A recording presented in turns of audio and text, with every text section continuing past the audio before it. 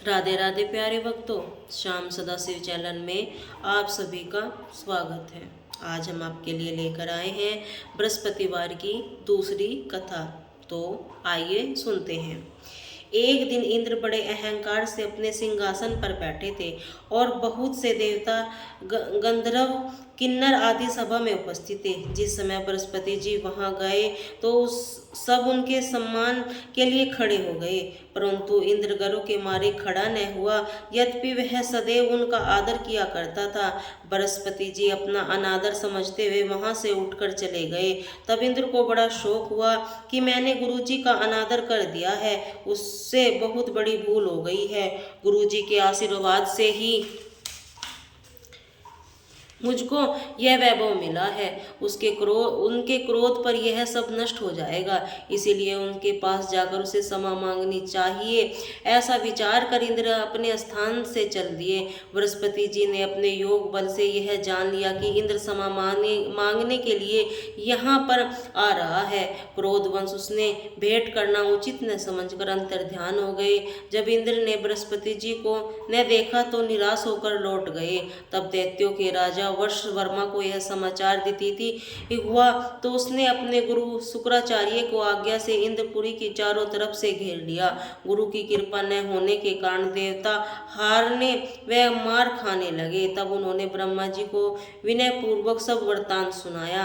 कहा, महाराज दैत्यों ने किसी प्रकार बचाइए। तब ब्रह्मा जी कहने लगे, तुमको बहुत बड़ा अपराध किया है, जो गुरुदेव से क्रोधित कर दिया। अब तुम्हारा कल्याण इसी में हो सकता है। तुष्ट ब्राह्मण पुत्र विश्व रूप बड़ा तपस्वी जो ज्ञानी है, उसे अपना पुरोहित बनाओ तो तुम्हारा कल्याण हो सकता है। यह वचन सुनते इंद्र त्वष्टा के पास गए। बड़े विनीत भाव से त्वष्टा से कहने लगे, आप हमारे पुरोहित बनिए जिससे हमारा कल्याण हो।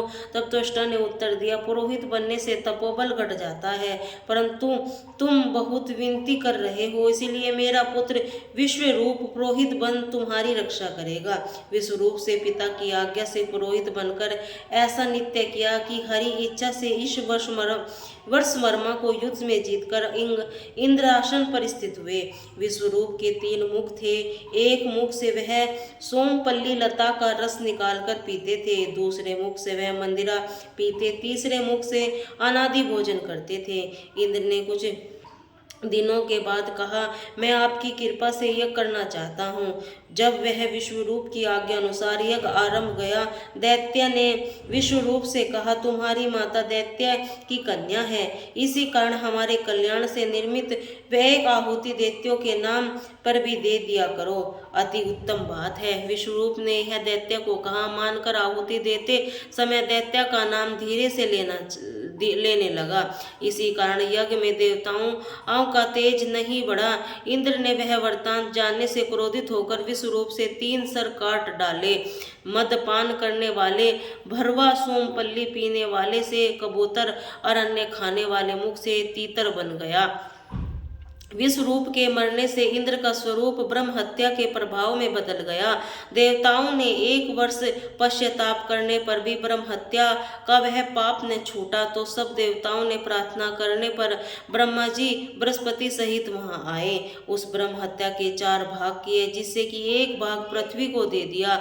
इसी कारण कहीं कहीं धरती ऊंची नीची और बीज बोने लायक भी नहीं होती है। साथ ही ब्रह्मा जी ने एक वरदान दिया, जहां पृथ्वी में गड्ढा होगा उसी समय पाकर स्वयं भर जाएगी। दूसरा वृक्षों को दिया, जिससे उसमें से गोंद बनकर बहता है। इसी कारण गूगल के अतिरिक्त सब गोंद अशुद्ध समझे जाते हैं। वर्षों को यह भी वरदान दिया कि ऊपर से सूख जाने पर जड़ फिर से फूट जाएगी। तीसरा भाग स्त्रियों को दिया। इसी कारण स्त्रियां हर महीने रजस्वला होकर पहले दिन चंडालनी, दूसरे दिन ब्रह्मधातनी, तीसरे दिन धोबिन के समान रहकर चौथे दिन शुद्ध होती है और संतान प्राप्ति का उसको वरदान दिया।